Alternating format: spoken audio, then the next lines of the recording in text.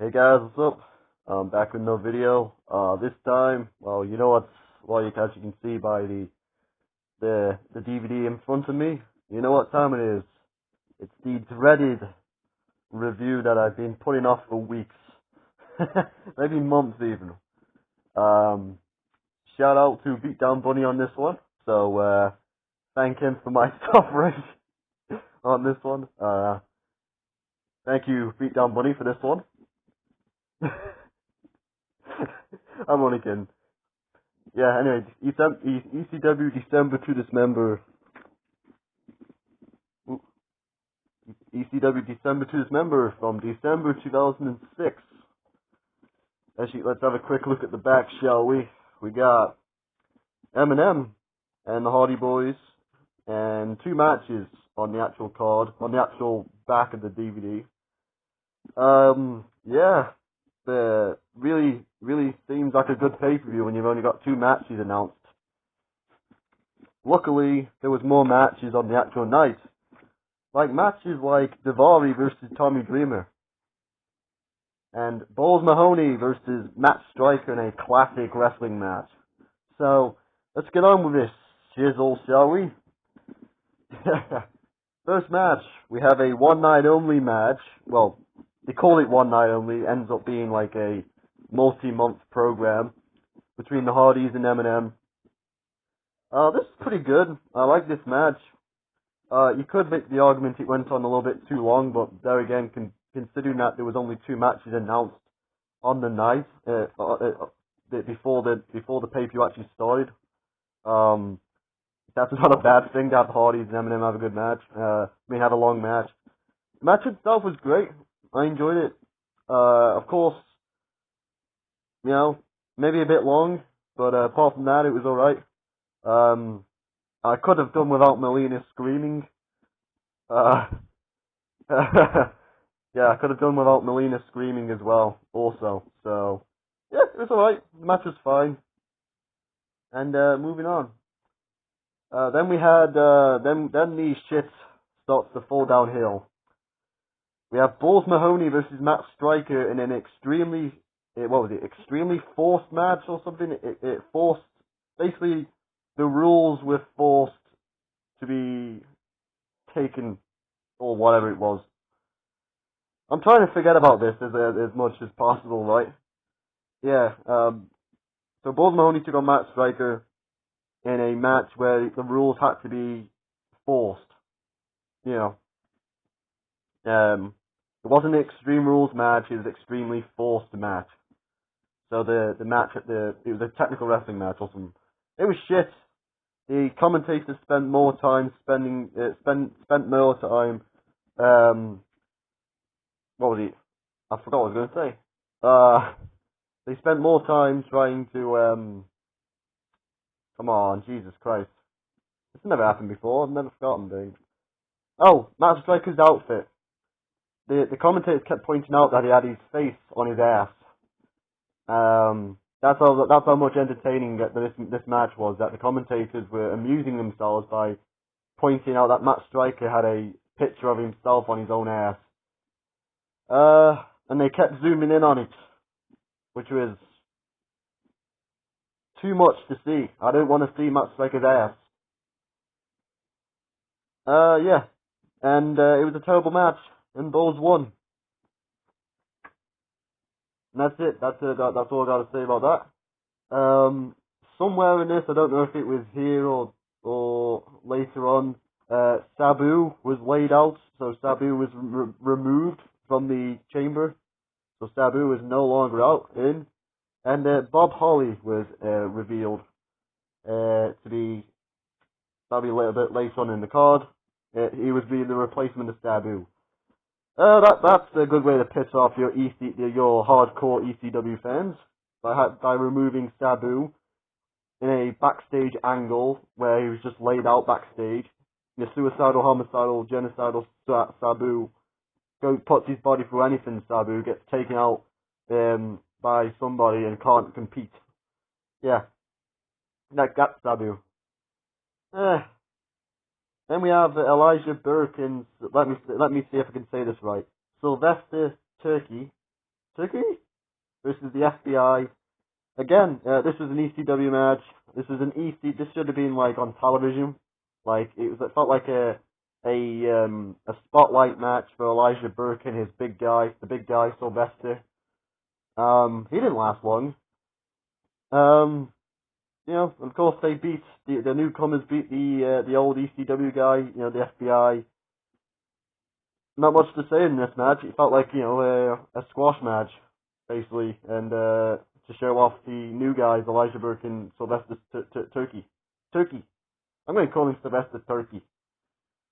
So yeah. Then we had the great 5-star clinic between Tommy Dreamer and Daivari. Tommy Dreamer, the ECW original, losing to Daivari, and then by roll-up, after they sent the Great Khali to the back. And then after the match, Tommy Dreamer chased Daivari up the ramp, and that was a fucking sore eyes. And then the Great Khali slammed Tommy Dreamer on the steel, because Tommy Dreamer's a fucking idiot for taking that kind of bump on this fucking show.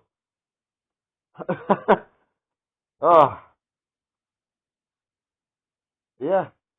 Tommy Dreamer was laid out on this show by the Great Khali. Yeah.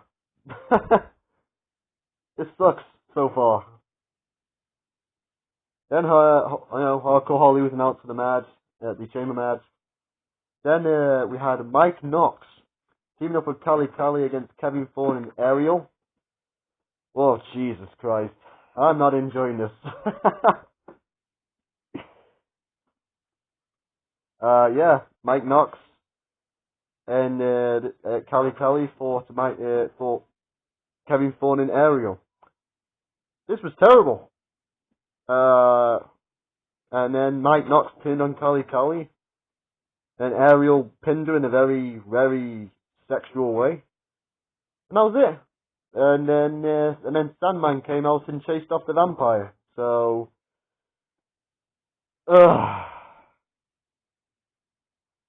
yeah. and then of course we go to the main event, the Extreme Elimination Chamber match for the ECW Championship. We have the Big Show, ECW Champion versus RVD versus CM Punk versus Test versus Hardcore Holly versus Bobby Lashley for the ECW Championship. Let's just get out of the way at this first. What can I say about it? It was a badly booked chamber. I've seen worse. I've seen better. It felt like it was there. I understand. Like, I remember watching this match back in 2006, and because at that time I didn't really know what a good match was or a bad match was, I just wanted to cheer for the babyface or cheer for the babyface against the heel. I didn't mind in 2006. I did not mind Bobby Lashley winning this match. But now that I'm more grown up, and because I felt like that, because at the time the story being told was, on TV was all about Bobby Lashley and the Big Show. So I didn't really feel like I know RVD was also there because it was his rematch supposedly for the ECW title when he lost the title in July. But I didn't really feel like, because he felt like they were going towards Bobby and the Big Show. So at the time, I didn't really feel like there was a problem. It was only years later that I actually found out that Paul Heyman wanted CM Punk to win this match. And they felt like, and Paul Heyman felt like Bobby Lashley was the wrong winner. I don't know how I feel about it, to be quite honest, about this match, because it was, it told the exact story that it needed to tell. Bobby Lashley, because it was all about Bobby Lashley and the Big Show, and they were the last two men, and Bobby Lashley had to beat Test, he had to go through Test and to get to Big Show, and then he ended up slaying the Giant.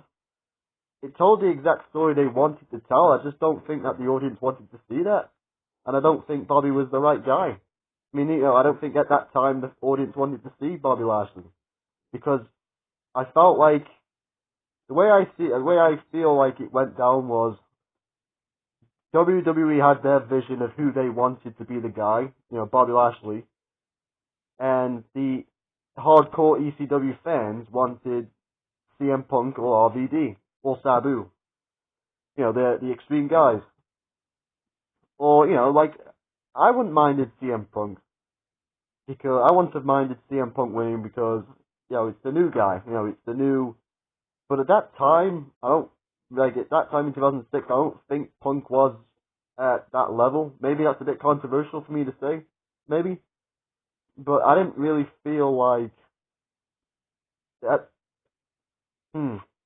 It's a confusing one. I'm very conflicted about it because in one hand I can understand the story that they were telling, but on the other hand I can understand the fans' perspective of it as well. So it's a very weird one to call. To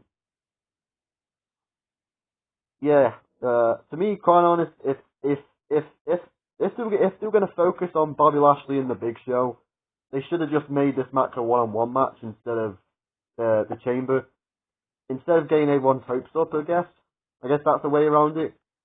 But of course, they did that on the ECW after this because then Big Show would supposedly retire for a year, before coming back at No Way Out 2008. So yeah, it's a very weird one.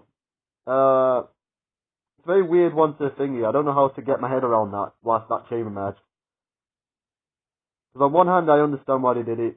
On the other hand, I can understand the fans' anger.